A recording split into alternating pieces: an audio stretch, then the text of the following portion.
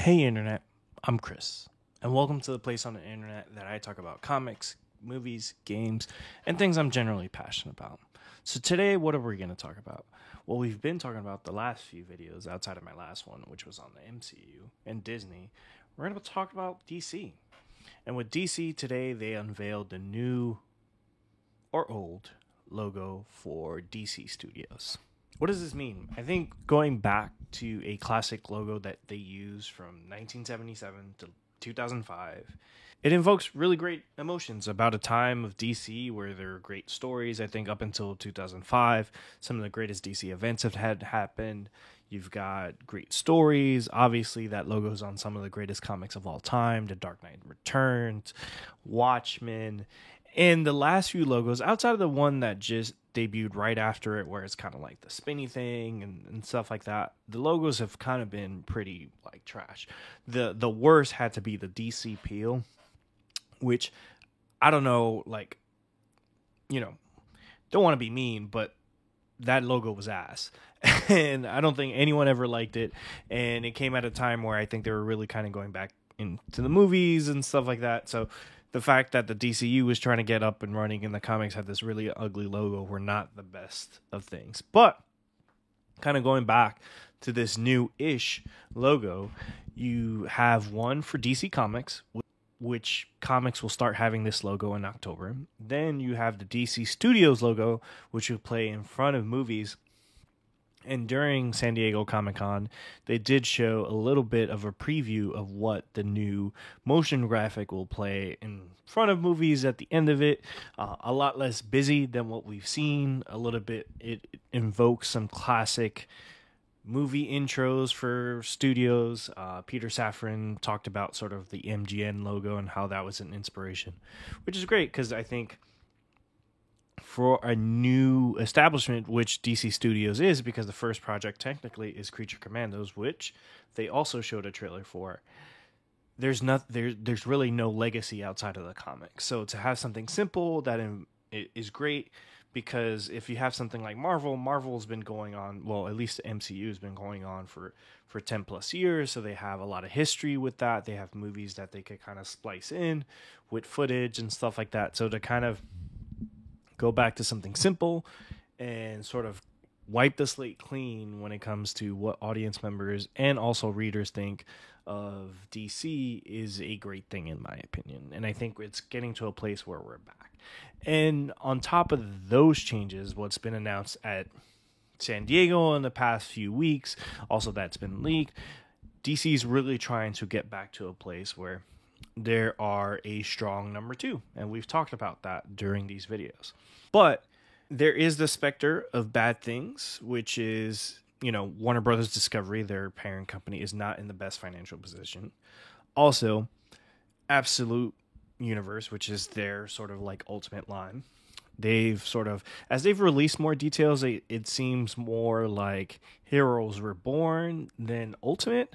You have these wild takes on these characters. Everyone seems, the one in particular that kind of had me worried is the Absolute Superman, where Jason Aaron has talked about how he wants Superman to kind of appeal in this modern time, that he wants to make a sexy Superman.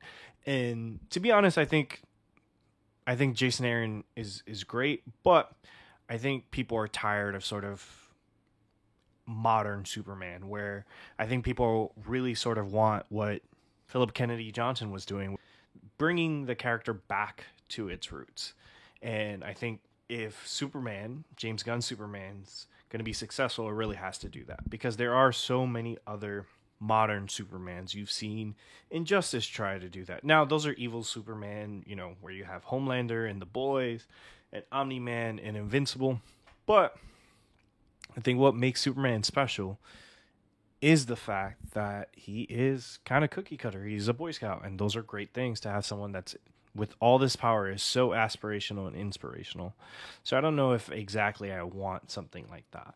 And, in the case of Absolute Batman, you have someone that's really young, that is not rich, has Alfred is like, looks like Deathstroke almost, which is kind of crazy.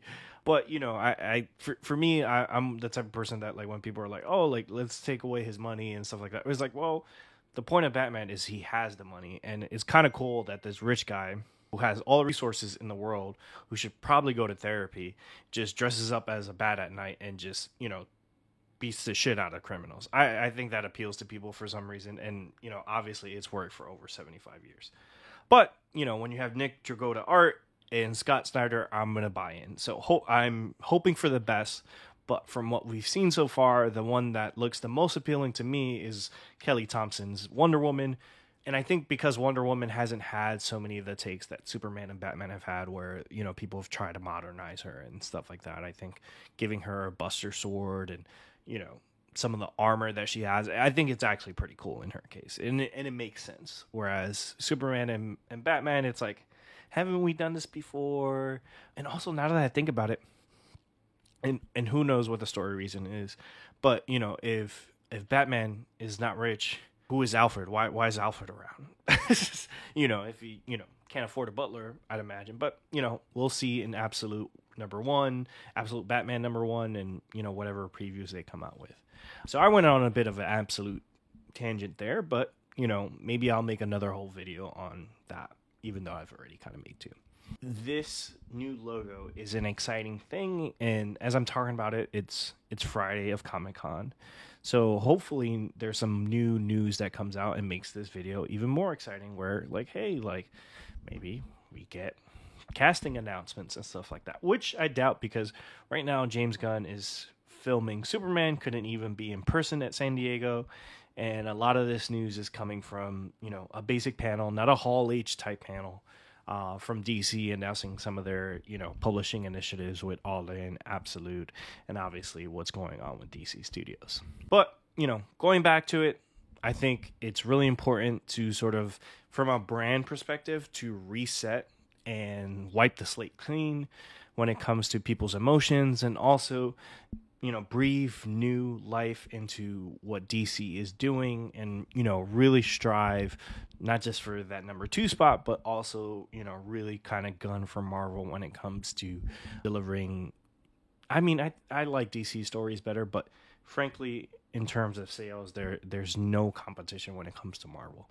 So hopefully this brings DC to a better position financially, and from a brand perspective, to really put themselves in that spot to compete, and not in a place where you're like, hey, does Image have a true shot at being #2?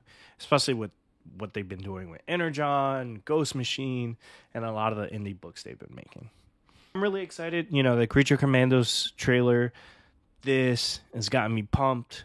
Before all of this dropped, to be honest, my next video was going to be, about sort of my concerns with the Absolute universe, as excited as I am about DC having its own Ultimate line. Some of the sort of story directions, as I've said, are not particularly exciting. But hey, I am a DC fan, so it does not take much to get me excited. I'm an easy lay when it comes to this. So what do you guys think? Are you excited about the new DC logo? Let me know. And peace.